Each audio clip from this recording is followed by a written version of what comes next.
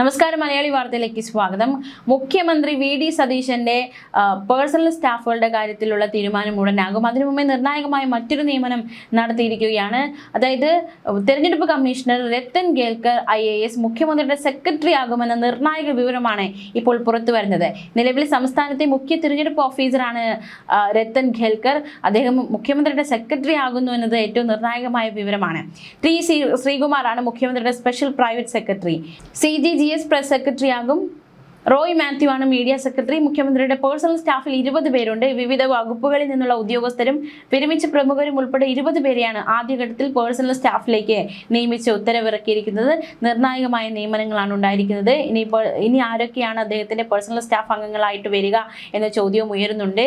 എന്തായാലും രത്തൻ കേൽക്കറുടെ നിയമനം അക്ഷരാർത്ഥത്തിൽ ഒരു ഗൗരവമേറിയതാണ് എന്നതും ഏറ്റവും ശ്രദ്ധേയമായി മാറുകയാണ്. എന്തായാലും മുഖ്യമന്ത്രി വി.ഡി. സതീശൻ അദ്ദേഹത്തിന്റെ സ്വീകരണങ്ങളൊക്കെ കിട്ടുകയാണ്. അദ്ദേഹം ഡൽഹിയിലേക്ക് പോയിരിക്കുകയാണ്. കേരള ഹൗസിൽ കഴിഞ്ഞ ദിവസം വലിയ രീതിയിലുള്ള സ്വീകരണമാണ് മുഖ്യമന്ത്രി വി.ഡി. സതീശന് കിട്ടിയത്. അണികളൊക്കെ ആവേശത്തിലായിരുന്നു. മുഖ്യമന്ത്രിയായ ശേഷമുള്ള വി.ഡി. സതീശന്റെ വരവിൽ വലിയ രീതിയിലുള്ള സ്വീകരണം ഒരുക്കിയിരുന്നു. പടക്കം പൊട്ടിച്ചും വലിയ സ്വീകരണം നൽകിയും ഒക്കെ പ്രവർത്തകർ സ്വീകരിക്കുകയുണ്ടായി. അതിനിടെ കേരള ഹൗസിലേക്ക് എത്തിയ ദീപ ജോസഫ് മാധ്യമപ്രവർത്തകരോട് തട്ടിക്കയറിയിരിക്കുകയാണ്. അവരുടെ സന്ദർശനം റിപ്പോർട്ട് ചെയ്യുന്നതിനൊപ്പം മാധ്യമപ്രവർത്തകർ പറഞ്ഞ ചില പരാമർശങ്ങളാണ് അഡ്വക്കേറ്റ് ദീപ ജോസഫിനെ ചൊടിപ്പിച്ചിരിക്കുന്നത്. ആ സംഭവത്തിന്റെ വിശദാംശങ്ങൾ കൂടി നോക്കാം. എന്നെ പറ്റി പറയാൻ നിനക്ക് എന്താ അവകാശം? എന്താ നീ പറയണത്? എന്റെ പേരെടുത്ത് ഇവിടെ വാർത്ത ഉണ്ടാക്കാൻ എന്താ നിന്നോട് ആര് പറഞ്ഞേ? റിപ്പോർട്ടർ ചാനലിന്റെ പ്രതിനിധിയോടും കൈരളി ന്യൂസ് ചാനലിന്റെ പ്രതിനിധിയോടും തട്ടിക്കയറിയിരിക്കുകയാണ് അഡ്വക്കേറ്റ് ദീപ ജോസഫ്. കഴിഞ്ഞ ദിവസം കേരള ഹൗസിലെത്തിയ ദീപ ജോസഫിന്റെ വാർത്ത നൽകുന്നതിനിടയിലാണ് ഇത്തരത്തിൽ മാധ്യമങ്ങളോട് തട്ടിക്കയറുന്ന സാഹചര്യം ഉണ്ടായത്. റിപ്പോർട്ടർമാർ റിപ്പോർട്ട് ചെയ്യുന്നതിനുള്ള പറഞ്ഞ ചില കാര്യങ്ങളാണ് ദീപ ജോസഫിനെ ചൊടിപ്പിച്ചത്. രാഹുൽ മങ്കൂട്ടത്തിൽ കേസിലെ അതിജീവിതയെ അപമാനിച്ച കേസിലെ പ്രതി കൂടിയാണ് അഭിഭാഷക ദീപ ജോസഫ്. ഇതുമായി ബന്ധപ്പെട്ട് നടത്തിയൊരു പരാമർശമാണ് ദീപ ജോസഫിനെ ചൊടിപ്പിക്കുകയും എന്തിനാണ് ഇത്തരത്തിൽ വാർത്ത നൽകുന്നത്, താൻ ഇവിടെ എത്തി എന്നത് നിങ്ങൾ പറഞ്ഞുകൊള്ളൂ, മറ്റുള്ള കാര്യങ്ങൾ അതായത് അതിജീവിതയുമായി സംബന്ധിച്ചുള്ള കാര്യങ്ങൾ എന്തിനാണ് പറയുന്നത്, ഞാൻ ഇവിടെ വന്നിരിക്കുന്നത് അതിജീവിതയോ രതിജീവിതയോ കുറിച്ച് സംസാരിക്കാനല്ല എന്നായിരുന്നു ദീപ ജോസഫ് ആക്രോശിച്ചുകൊണ്ട് പറഞ്ഞത്. പ്രത്യേകിച്ച് കൈരളി ചാനലിലെ റിപ്പോർട്ടറോടാണ് കൂടുതൽ തട്ടിക്കയറിയത്. കേരള ഹൗസിൽ മുഖ്യമന്ത്രി വി.ഡി. സതീശനെ സന്ദർശിക്കാൻ എത്തിയതായിരുന്നു ദീപ ജോസഫ്. ഇവരുടെ സന്ദർശനം റിപ്പോർട്ട് ചെയ്യുന്നതിനിടയിലാണ് ഈ ഒരു ചില രാഹുൽ മങ്കൂട്ടത്തിൽ കേസിൽ അതിജീവിതയുമായി ബന്ധപ്പെട്ട ചില പരാമർശങ്ങൾ റിപ്പോർട്ടർമാരുടെ ഭാഗത്തു നിന്നുണ്ടാകുന്നത്. ഇതിന് പിന്നാലെയാണ് മാധ്യമങ്ങൾക്ക് നേരെ തിരിഞ്ഞത്. ദീപ ജോസഫിന്റെ സന്ദർശനത്തെക്കുറിച്ചും കേസിനെ കുറിച്ചും തത്സമയ വാർത്ത നൽകിക്കൊണ്ടിരുന്ന 2 ചാനലുകളിലെ മാധ്യമ പ്രവർത്തകരോട് ദീപ ജോസഫ് തട്ടിക്കയറുന്നതിന്റെ വീഡിയോ അടക്കം പുറത്തു വരികയായിരുന്നു. കൈരളി റിപ്പോർട്ടർ പ്രതിനിധിയോട് ദേഷ്യപ്പെടുന്നതിനിടയിൽ ഈ വിഷയത്തിൽ റിപ്പോർട്ടറിന്റെ പ്രതിനിധി ഇടപെട്ടു. പിന്നാലെ റിപ്പോർട്ടറിന്റെ പ്രതിനിധിയോടും ദീപ ജോസഫ് തട്ടിക്കയറുകയായിരുന്നു.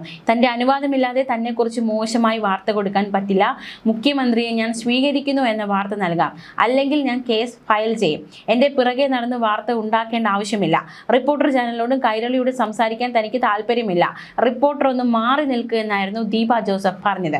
ഇതിനിടെ അതിജീവിതയെ രതിജീവിത എന്ന് വിളിച്ച് അധിക്ഷേപിക്കുകയും ചെയ്തു. ഒരു അതിജീവിതയുടെയും രതിജീവിതയുടെയും കാര്യം സംസാരിക്കാനല്ല താൻ കേരള ഹൗസിൽ എത്തിയതെന്നായിരുന്നു ദീപ ജോസഫ് പറഞ്ഞത്. രാഹുൽ മങ്കൂട്ടത്തിൽ കേസിലെ ആദ്യ പരാതിക്കാരിയെ സമൂഹ മാധ്യമങ്ങളോട് അധിക്ഷേപിച്ചു എന്ന കേസിലെ പ്രതി കൂടിയാണ് അഡ്വക്കേറ്റ് ദീപ ജോസഫ്. അധിക്ഷേപത്തിന് കേസെടുത്തത് ചോദ്യം ചെയ്ത് ദീപ ജോസഫ് സുപ്രീം കോടതിയെ സമീപിച്ചിരുന്നു. പക്ഷേ ദീപ ജോസഫിനെ സുപ്രീം കോടതി രൂക്ഷമായി വിമർശിക്കുന്ന സാഹചര്യമുണ്ടായി. ദീപ ജോസഫ് ഒരു വനിതാ അഭിഭാഷകയല്ലേ എന്നും എന്തിനാണ് ഇത്തരം ഭാഷ ഉപയോഗിക്കുന്നതെന്നുമായിരുന്നു കോടതിയുടെ ചോദ്യം. എന്തിനാണ് അതിജീവിതയുടെ വിവരങ്ങൾ പൊതുവിടങ്ങളിൽ വെളിപ്പെടുത്തിയതെന്നും സുപ്രീം കോടതി ദീപ ജോസഫിനോട് ചോദിക്കുകയുണ്ടായി. കേസിൽ തടസ്സ ഹർജിയുമായി അതിജീവിതയും സുപ്രീം കോടതിയെ സമീപിച്ചിരുന്നു. സൈബർ ആക്രമണത്തിൽ തനിക്കെതിരെ കേസെടുത്തത് ചോദ്യം ചെയ്ത് ദീപ ജോസഫ് ഹർജി സമർപ്പിച്ചിരുന്നു. അത് സുപ്രീം കോടതി തള്ളിയിരുന്നു. പുരുഷനായിരുന്നെങ്കിൽ അറസ്റ്റിന് നിർദ്ദേശം നൽകുമായിരുന്നു എന്നും സ്ത്രീ എന്ന പരിഗണന നൽകിയാണ് നടപടി എടുക്കാത്തതെന്നുമായിരുന്നു ദീപയുടെ ഹർജി തള്ളിക്കൊണ്ടെന്ന് കോടതി വ്യക്തമാക്കിയത്. ഒരു അഭിഭാഷക സോഷ്യൽ മീഡിയയിൽ അധിക്ഷേപപരമായ പോസ്റ്റ് ഇടാൻ പാടുണ്ടോ എന്നായിരുന്നു കോടതി ചോദിച്ചത്. ദീപ ജോസഫ് ഉപയോഗിച്ച വാക്കുകൾ ഞെട്ടലുണ്ടാക്കിയെന്നും കോടതി വ്യക്തമാക്കിയിരുന്നു. നിങ്ങളൊരു അഭിഭാഷകയല്ലേ എന്ന ചോദ്യം സുപ്രീം കോടതിയുടെ ഭാഗത്തു നിന്നുണ്ടായിട്ടുണ്ട്. എന്തായാലും അത്തരത്തിൽ ദീപ ജോസഫ് പരിചിതമാണ്, അതായത് ഈ കേസുമായി ബന്ധപ്പെട്ട് പരിചിതമാണ്. അതിനിടയിൽ ദീപ ജോസഫ് കേരള ഹൗസിൽ എത്തുകയായിരുന്നു മുഖ്യമന്ത്രി വി.ഡി. സതീശനെ കാണാൻ.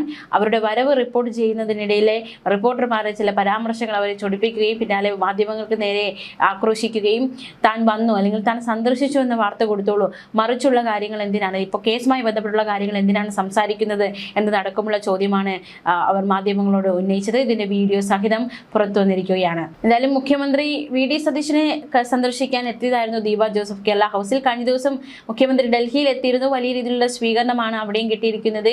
എന്തായാലും മുഖ്യമന്ത്രി വി.ഡി. സതീശന് സ്വന്തം നാട്ടിലും സ്വീകരണം ഒരുക്കുകയാണ്.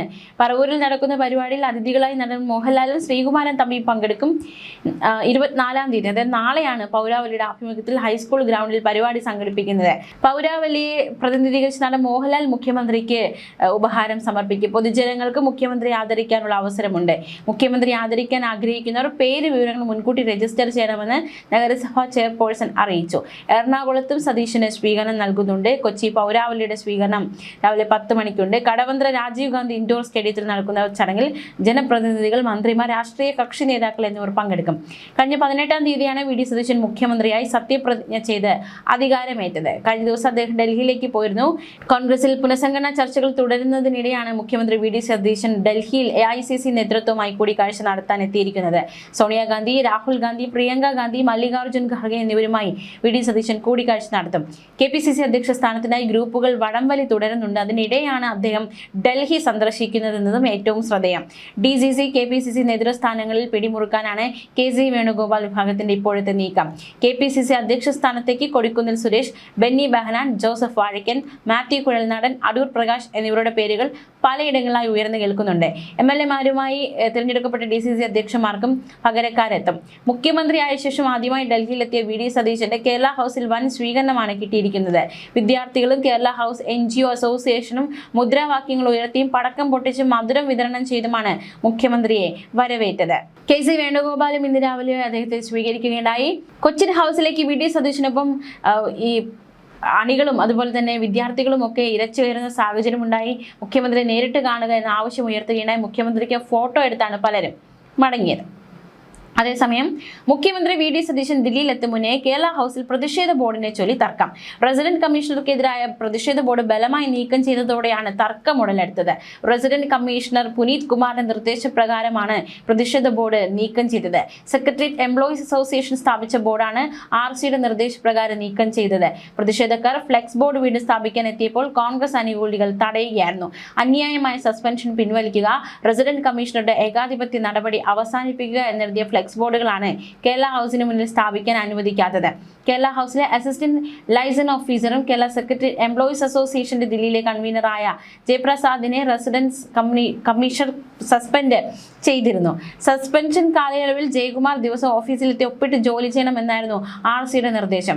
ഇതിനിടെ മാറ്റിയ ബോർഡ് അസോസിയേഷൻ വീണ്ടും പുനഃസ്ഥാപിക്കുകയായിരുന്നു. മുഖ്യമന്ത്രിയുടെ ബാനർ മറിച്ച് പ്രതിഷേധ പോസ്റ്റർ വയ്ക്കാൻ പാടില്ല എന്നായിരുന്നു കോൺഗ്രസ് അനുകൂല സംഘടനാ നേതാക്കൾ ആവശ്യപ്പെട്ടത്. അതേസമയം RC പുനീത് കുമാറിന്റെ നിർദ്ദേശം നേരത്തെ കേരള അഡ്മിനിസ്ട്രേറ്റീവ് ട്രൈബ്യൂണൽ സ്റ്റേ ചെയ്തിരുന്നു. ന്യൂസ് ഡെസ്ക് മലയാളി വാർത്ത.